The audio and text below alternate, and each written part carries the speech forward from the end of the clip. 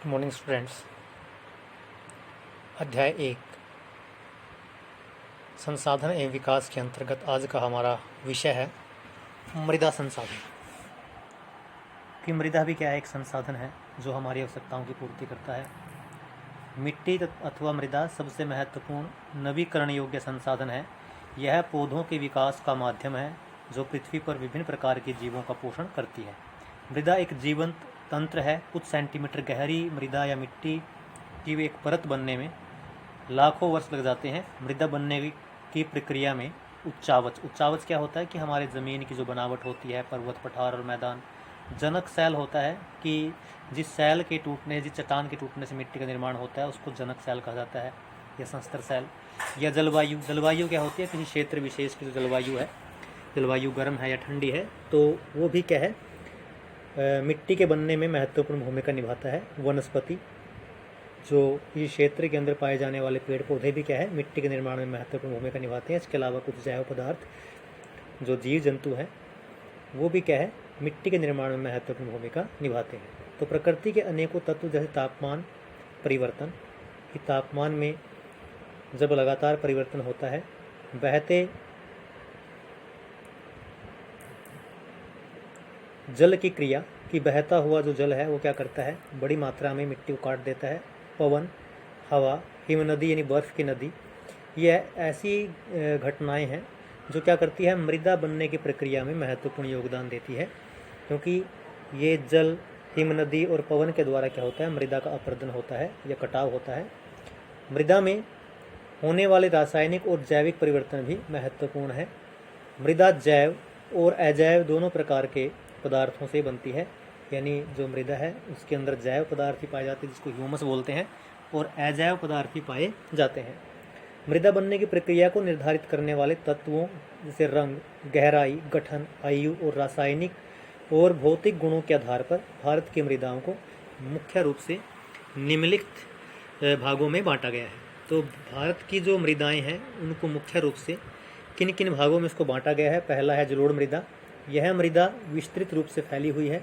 यह देश की महत्वपूर्ण मृदा है। वास्तव में संपूर्ण उत्तरी मैदान जलोढ़ मृदा का बना हुआ है, जलोढ़ मिट्टी का बना है।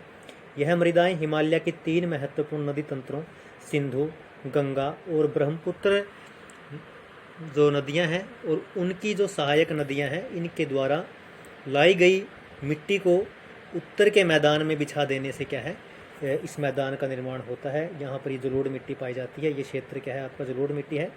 ये आपका ब्रह्मपुत्र का मैदान है, और यहाँ पर आपका ये गंगा और आपका सिंधु नदी और गंगा नदी की जो सहायक नदियाँ हैं, इधर से ब्रह्मपुत्र नदी की जो सहायक नदियाँ हैं, उनके द्वारा बनाया गया एक मैदान है जहाँ पर मुख्य रूप से जलोढ़ मृदा पाई जाती है।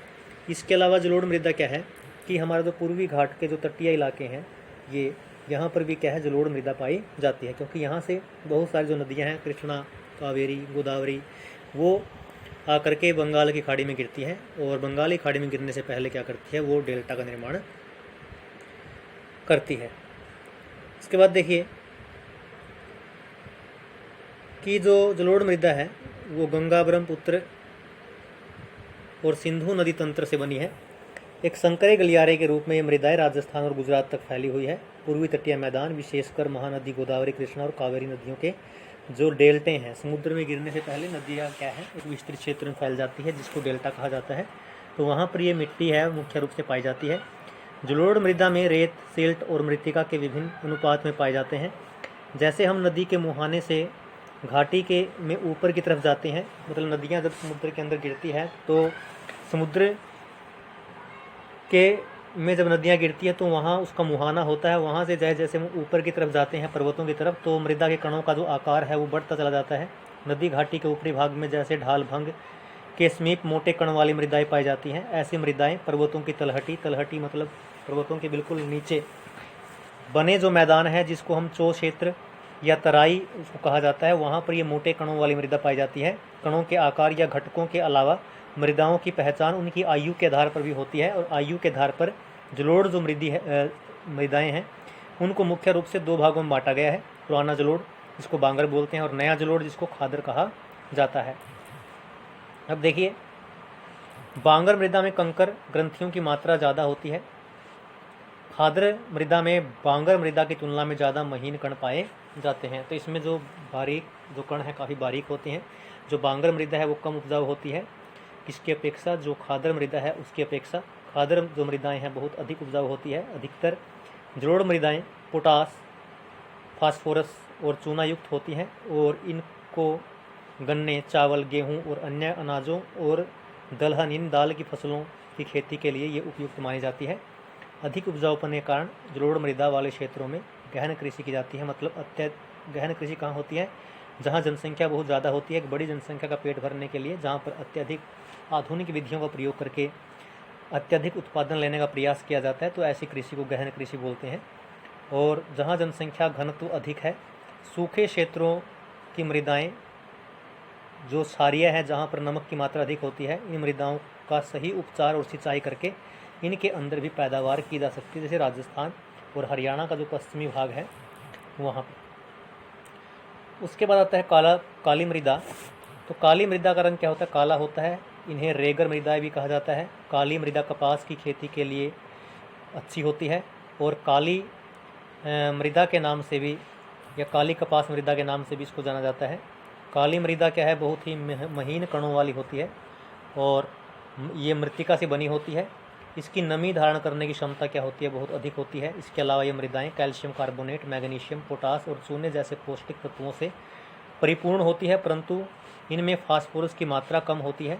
गर्म और शुष्क मौसम में इन मृदाओं में गहरी दरारें पड़ जाती है, जिससे इनमें अच्छी तरह वायु का मिश्रण हो जाता है। गीली होने पर ये जो मृदाएं हैं वो चिपचिपी हो जाती है और इनको जोतना मुश्किल होता है। इसलिए इनकी जुताई मानसून प्रारंभ होने की पहली बौछार के साथ ही, पहली बार जब बरसात होती है तभी इनकी जो जुताई है वो होती है।